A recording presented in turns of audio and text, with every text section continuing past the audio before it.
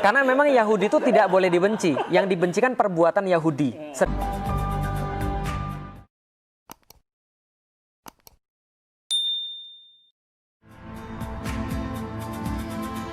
Assalamualaikum warahmatullahi wabarakatuh. Rekan sahabat Jamal Bagidosati, dimanapun Anda berada.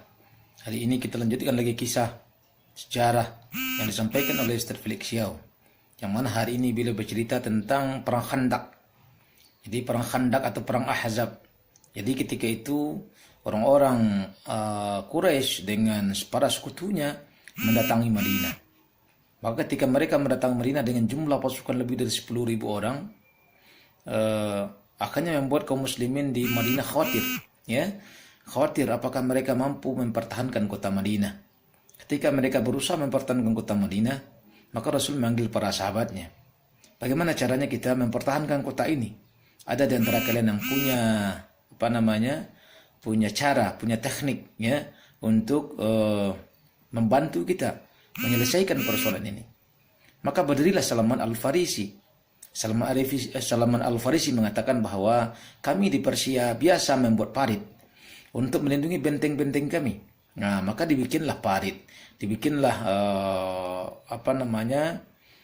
parit lah ya.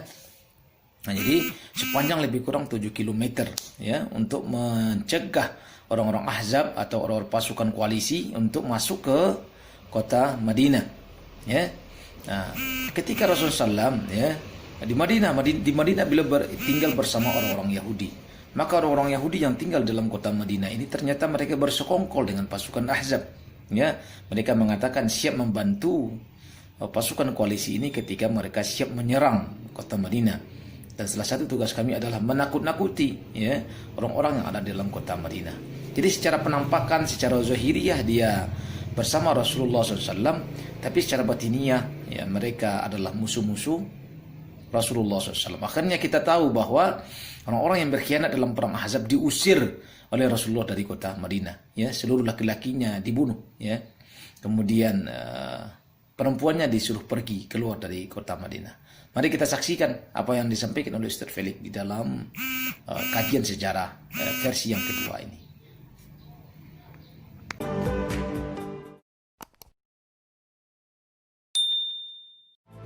Pada waktu itu ada dua kota yang paling hebat di dunia. Karena Persia sudah turun, maka dua kota terhebat di dunia itu namanya Konstantinopel dan satu lagi adalah Roma. Satu ibu kota Romawi sebelah timur, satu ibu kota Romawi sebelah barat. Baghdad sudah hancur waktu itu. Bukan sudah hancur. Baghdad belum muncul. Karena kan Baghdad baru keren ketika zamannya Abbasiyah. Kan pada tahun 1000-an kan Baghdad itu adalah 1001 Ya, 1001 malam, negeri 1001 malam. Sebelum ada kota Roma dan Konstantinopel, Baghdad itu duluan ada. Betul. Karena tapi bukan Baghdad. Namanya Al-Madain. Bukan Baghdad ya? Bukan, namanya Al-Madain. Jadi Al-Madain itu saking kerennya. Karena di film Alexander the Great itu dia sebutin Baghdad itu. Baghdad ada. Jadi Aristotle memberikan pelajaran kepada Alexander the Great bahwa orang Asia itu bisanya cuman ngecek aja. Oh. Mereka nggak punya kebudayaan. Iya. Nah, di film Hollywood itu, buatan Hollywood itu, waktu ketika Alexander the Great sampai ke Baghdad, dia ngomong Aristotle salah besar. Ternyata nggak gitu. Nah, dia sebutin itu Baghdad. Ya mungkin Baghdad masa lalu ya. Yeah. Itu kan sebelum Masehi, 400 tahun sebelum Masehi itu. Nah, nanti saya coba cek lagi karena setahu saya sebelum ada Abbasiyah, yang terjadi itu adalah orang Persia punya satu ibu kota yang lain daripada yang lain. Mereka punya ibu kota namanya Al-Madain. Tapi Al-Madain ini adalah gabungan daripada Madinah atau gabungan kota. Jadi 7 kota jadi satu. Jadi kayak kita Jabodetabek. Petanya beda sama petanya. Peta Persia sama Babylon dengan peta Irak sama Iran sekarang emang agak beda. Betul. Dulu ada yang gabung-gabung. Iya. Itu yang gabung-gabung. Semenjak kapital Sumeria, lalu kemudian Assyria dan segala macam beda-beda. Baghdad dikuasai oleh Persia di film Alexander the Great ya.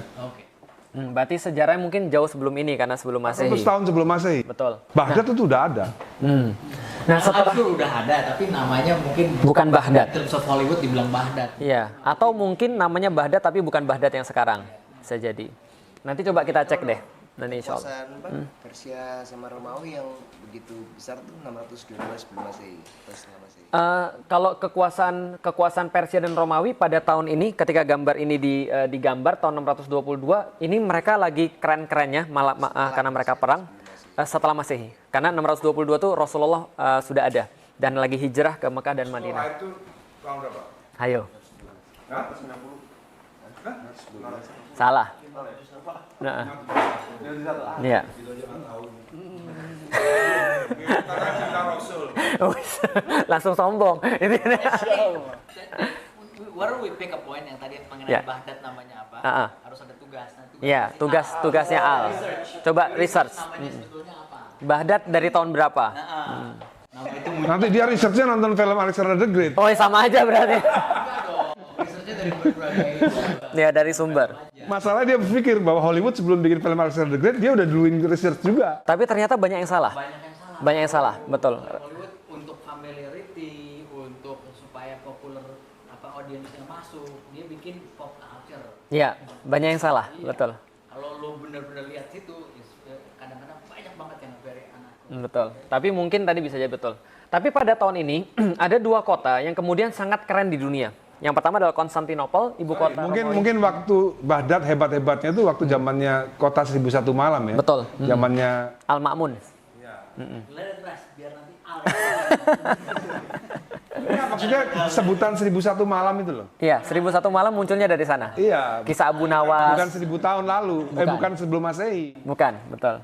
Kisahnya pada tahun 1000-an Abbasiyah itu sudah sangat keren sekali. Makanya muncul Abu Nawas dan segala Kenapa macam. 1001 tuh harus bikin riset kamu dulu. Kenapa nggak 1000 doang? Iya, Kenapa nggak 1002 gitu? Betul. Kenapa harus 1001? Itu nanti ada risetnya. that's your job. Mau saya kasih tahu jawabannya. Mau saya kasih tahu jawabannya. Jawabannya adalah orang-orang Timur Tengah dan sekitarnya itu dulu melambangkan sesuatu yang paling tinggi dengan kata-kata alfin. 1000. Min alfi syahrin, alfin 1000. Nah, maka nah, nggak ada. Alfin sudah paling maksimal. Maka contoh kayak kebudayaan orang Cina, 4 itu sial karena identik dengan mati. Tapi kalau orang-orang Timur Tengah dan sekitarnya, mereka mengenal alfin itu sudah paling tinggi. Jadi contoh nih, kamu punya kurma berapa banyak? Alfin, pokoknya 1000. Nah, pokoknya banyak.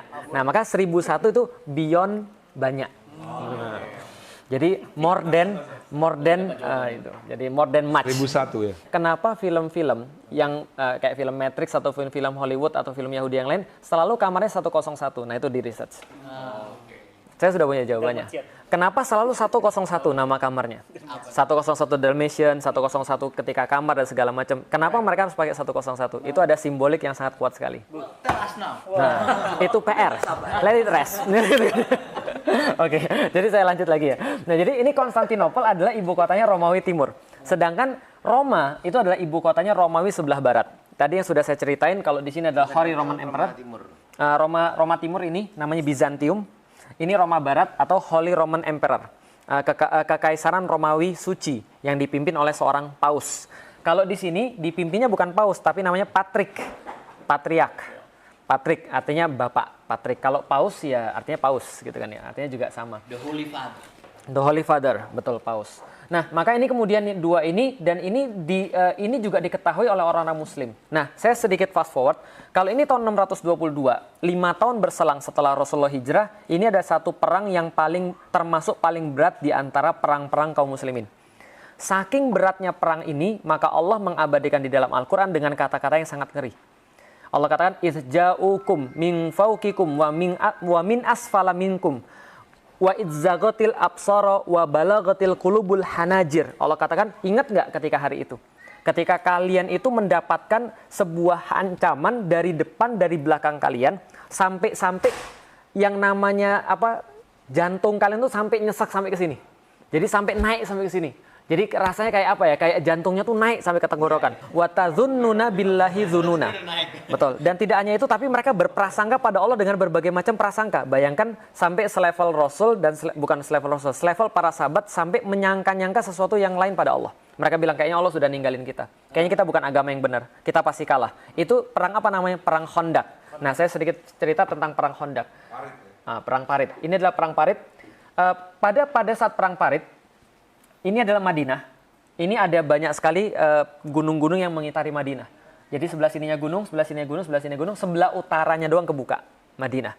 Maka orang-orang Quraisy itu sudah mengumpulkan sekitar 10.000 orang. 10.000 orang jalan ke Madinah dari Mekah, pengen menghabisi Rasulullah, dan 6 hari lagi nyampe. Cuma intelijennya Rasul canggih. Apa tuh? Namanya Jibril. Jadi Jibril ngasih tahu pada Rasulullah, ya Rasulullah, ini ada pasukan 6 hari lagi nyampe. Jadi dia CIA atau BIN. Betul.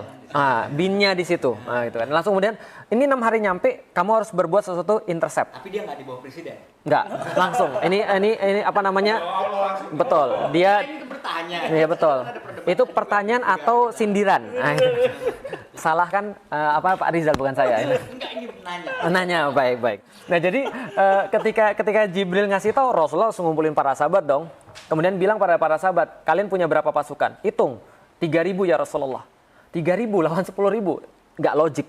3.000 lawan 10 nggak logik, pasti kalah kalau secara hitungan logika. Maka kata Rasulullah, tapi nggak apa-apa. Ada nggak di antara kalian punya ide? Salman Al-Farisi, orang Persia, langsung angkat tangan. Ya Rasulullah, kami bisa di Persia, kami bangun parit.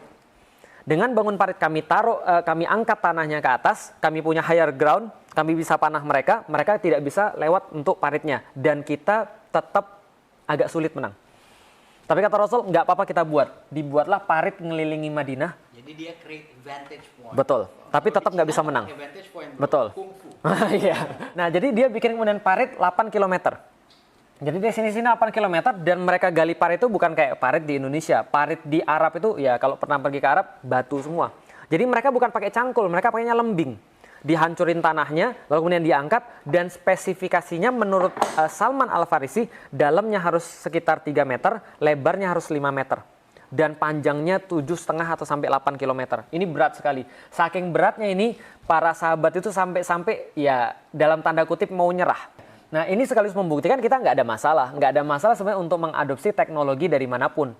Jadi ini adalah ketika mereka lagi gali itu, bahkan dikatakan dalam sejarah itu, sampai para sahabat ada yang nggak tahan, lalu minta izin pada Rasulullah. Ya Rasulullah, saya izin. Ngapain? Saya mau pulang ke rumah aja. Kenapa? Di rumah saya banyak orang nih.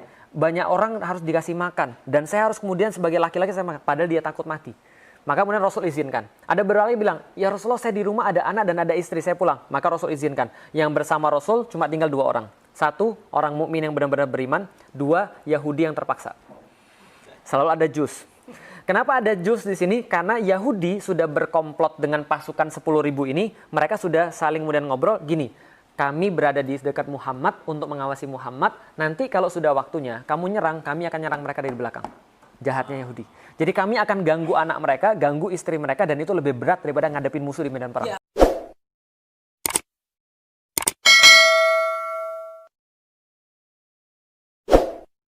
Yahudi secara generalisasi atau Zion? Zion di bidang Iya, itu jangan- pada saat itu. jangan Ya, generalisasi Yahudi yang dong. jahat, gitu kan ya. Ada yang langsung. Bisa semua ras Betul. dibilang Heeh. Betul. Saya sepakat karena kita memang nggak Cuma boleh. Yahudi yang nggak setuju. Nah, iya. Enggak. Saya sepakat karena memang gini. Karena memang Yahudi itu tidak boleh dibenci. Yang dibencikan perbuatan Yahudi. Sedangkan orangnya kita nggak boleh benci. Jadi kita tidak boleh mengatakan ras Yahudi, tapi memang Yahudi as a sifat.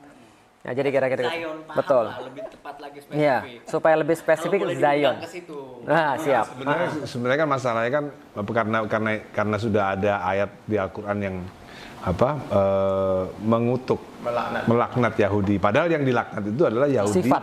Bukan, belum ada Zion dulu, Bro. Tapi Iya. dan apa namanya cikal bakal dan sifatnya. Iya, secara sifat. Until today yang protes-protes semua di New York segala macam, Jews for Peace yang nggak, mereka pun ada yang bilang menolak untuk kehadiran okupansi dari Palestina. Iya, betul. Dari situ juga keras. Nggak, mereka ada bela-belanya.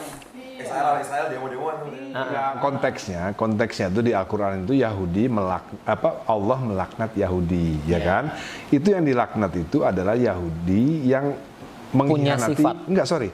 Yahudi yang mengkhianati Musa. Yahudi yang mengkhianati Moses. Yes. Bukan Yahudi yang ikut Moses. Ngerti nggak? Karena apa? Karena Yahudi, kalau ditanya apakah Yahudi ada yang baik? Ada. Banyak. Ya Yahudi yang setia sama Musa. Yahudi yang setia sama Moses. Ya, Karena apa? Yahudi yang setia sama Moses itu akhirnya mereka punya keturunan lain. Nabi Ilyasa. Betul. Sulaiman segala macam. Jadi dari awal memang ada Yahudi yang jahat, yaitu Yahudi yang mengkhianati. Ketika Nabi Musa mencari di bukit itu, mereka kan nggak salah, akhirnya mereka nyembah sapi lagi, nyembah sapi lagi. Itu yang dilakukan Allah gitu kan, bukan Yahudi yang setia pada Moses. Karena akhirnya apa? Karena Yahudi yang Bani Israel yang setia pada Moses, akhirnya toh mereka juga punya keturunan nabi-nabi lagi sampai Isa Al-Masih. Betul. Nah, Arab pun ada yang Abu Jahal, Abu Lahab kan itu Arab juga gitu loh. Jadi kita mesti konteksnya mesti benar gitu loh. Dan Yahudi ada yang jelek, Arab juga ada yang jahat. Siapa yang Arab yang jahat? Ya Abu Jahal, Abu Lahab. Abu Sofyan pun kan juga sebenarnya masuk Islam kan gara-gara terpaksa. Foto Mekah. Ada generalisasi ya. Ya. Betul. Ya. Tidak boleh generalisasi. Karena saya selalu menyampaikan yang paling mudah adalah dalilnya istri Rasul Sofia orang Yahudi. Maka kita tidak boleh membenci orang Yahudi. Yang kita benci adalah lebih fair sifat. Sifat mereka yang membangkang, membunuh para nabi, mengkhianati para nabi dan seterusnya. Nah, justru di sini kemudian mereka berkomplot, dan ketika mereka berkomplot, mereka jadi mata-matanya. Nah, maka ketika gali parit ini, dua kelompok ini ada di sisi Rasulullah. Nah, ketika di sisi Rasulullah Shallallahu Alaihi Wasallam, ini para sahabat ketika lagi gali parit ini, mereka penasaran ketika gali parit. Dikisahkan ketika gali parit ini, mereka makanannya adalah tangan dicelupin ke air, lalu kemudian ditaruh di gandum, dijilat untuk seharian. Jadi sangat dikit sekali makanannya. Atau kemudian satu kurma dikasih kemudian orang-orang yang berbaris disuruh ngemut sampai habis kurmanya. Betul, sangat low ransom, sangat panas dan sangat dingin pada malam harinya, dan mereka sangat-sangat susah pada saat itu.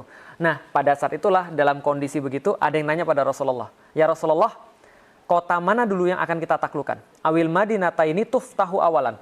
Mana yang akan kita taklukkan terlebih dahulu? Konstantinia au Rumiyah. Apakah kota Konstantinopel, balik lagi ke sini, atau Roma? Dan dua kota ini ngeri. Konstantinopel ini kota terbesar di dunia dan terindah di dunia pada zamannya. Dan ada Hagia Sophia. Waktu itu belum ada yang 4 ini, belum ada. Tapi Hagia Sophia ini adalah gereja terbesar sekaligus merupakan simbol daripada superioritas orang-orang ortodoks di dunia pada saat itu. Nasrani ortodoks. Dan Roma itu kalau enggak karena Konstantinopel, ini nomor 1 kota ini. Karena kota ini benar-benar bagus, dari dulu memang dirancang dengan banyak sekali fontaine, fontaine itu air mancur. So you like Roman, makanya itu sangat di Roma juga. Betul, makanya di situ ya Roma. Nah, jadi di setiap alun-alun itu ada banyak fontaine, dan hebatnya fontaine di Roma sampai detik saya berbicara itu airnya diambil daripada gunung-gunung dan bisa langsung diminum. Jadi kalau ke Roma, saya pernah ke Roma wudhu di depan Spanish Step. Wudhunya di depan itu, di depan fontaine kura-kura itu. Wudhu di situ terus naik terus kemudian sholat, di foto-foto orang gitu dan segala macam. Ya intinya adalah di situ adalah dari dulu memang kota yang sangat bagus sekali. Dan orang-orang Romawi selalu bangun kota di atas 7 bukit. Selalu, karena mereka meyakini 7 itu adalah tempat mereka bangun untuk dewa-dewa mereka. Nah, maka Konstantinopel, Roma sama-sama kota 7 bukit. Sama-sama kota 7 bukit, dan ini indah kedua setelah Romawi. Nah, para sahabat nanya pada Rasulullah dalam masa itu, "Ya Rasulullah, yang mana akan kita taklukkan terlebih dahulu? Konstantinopel atau Roma?" Jadi bayangkan dalam kondisi ngeri kayak gitu, ini ada sahabat yang nanya, kalau kita boleh mengakses kondisi mental mereka itu memang betul capek, tapi mereka penasaran. Karena mereka sudah tahu seluruhnya akan takluk dua-duanya, tapi mereka nggak sabar pengen tahu yang mana dulu yang takluk, Konstantinopel atau Roma. Rasul jawab, "Madinatu Hiraqla tuftahu awalan."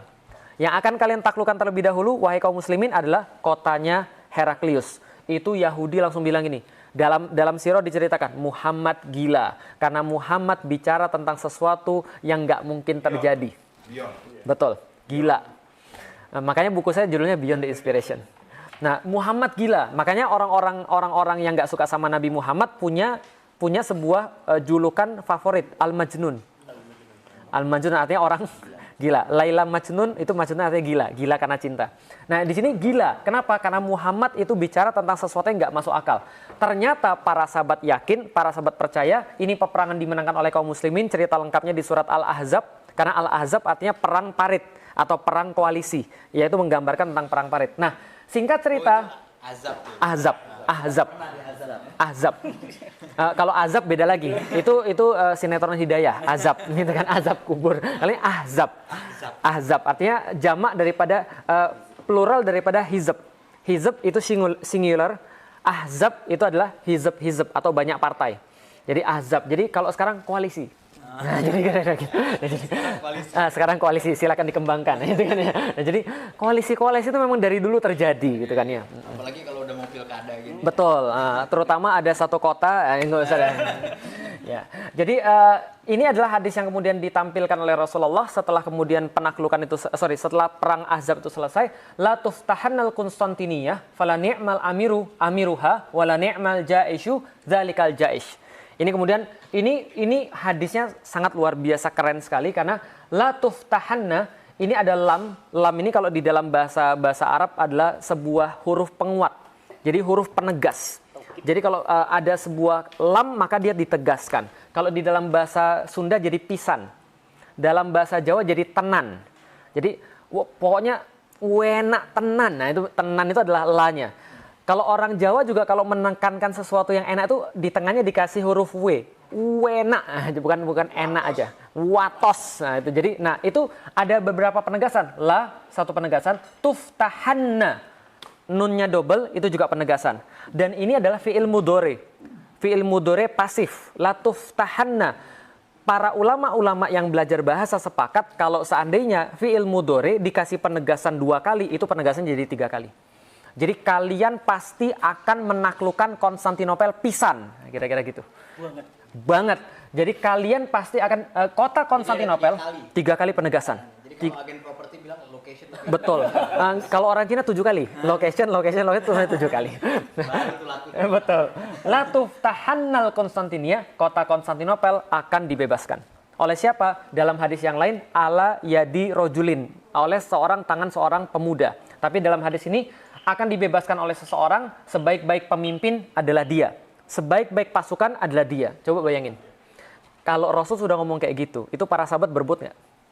Berebut, pengen jadi pembebas Konstantinopel. Dan semuanya senang sekali, walaupun mereka nggak melihat di depan mata. Walaupun kondisi sangat nggak mungkin pada saat itu. Sebenarnya itu hipnoterapi. Betul. Itu adalah sebuah penanaman visi. Jadi, anchoring. Jadi di situ dikatakan, ini pelajaran bagi kita ya. Ketika anak-anak kita atau kapanpun antum dalam keadaan sulit, kita tuh bukan perlu bantuan sebenarnya. Yang kita perlu adalah di sini dulu. Kalau sini sudah beres, semuanya nyusul. Mindset. Kalau kata Sun Tzu, kalau sana ada 3 hal ketika kita lagi perang, makanan, harapan, sama senjata. Pertama kali harus diserahkan apa? Senjata serahkan ke orang nggak apa-apa. Selama kita masih bisa makan, kita masih bisa buat senjata. Tapi kalau sana ada senjata sama harapan, yang mana duluan, maka serahkan makanan. Karena kita bisa nggak makan dan kita bisa menang selama kita masih punya harapan. Tapi kalau kita sudah nggak punya harapan dan kita punya senjata dan kita punya makanan, kita bakal kemudian defect kepada orang lain. Kita bakal kemudian mengkhianati kemudian apa yang kita yakini. Maka yang Rasul tanamkan itu bukan kalian nanti akan dibantu, kalian tenang aja, nanti akan ada makanan datang. Enggak, Rasul katakan kalian itu adalah sesuatu yang lebih tinggi daripada semua ini. As long as your mind tidak dijajah, you own your Betul. mind, nobody will. Betul. Asal kita berdaulat terhadap pemikiran kita sendiri, nggak ada satu yang bisa menyakitin kita. Tapi kan sekarang kita dengan pop culture dari mana-mana kan, the American influence kita Betul. juga dijajahin. Betul, sangat. Jadi Karena kan kita ada rasa mindernya. karena sejarahnya dicabut, dimasukin sejarah lain dan kita direndahkan secara pemikiran. Maka kebangkitan pertama kali harusnya kebangkitan pemikiran dan Rasul melakukan itu. Jadi yang Rasul tanamkan pertama adalah visi. Jadi sebuah semacam kayak zaman sekarang ya, mungkin hipnotis. Tapi kalau bahasa kitanya adalah Rasul menanamkan bisyarah tadi, bahwasanya kalian tuh jadi kalau cuma kayak ini kecil karena kalian tuh dijanjikan sesuatu yang besar. Kayak kita sekarang deh. Kita bilang bahwa kita susah.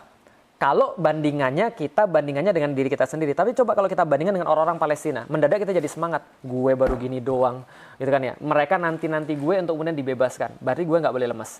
Kalau kita senantiasa punya tujuan yang lebih jauh, contoh tujuan kita 300 km, dan kita baru sampai 10 kilo, berarti kita masih merasa jauh.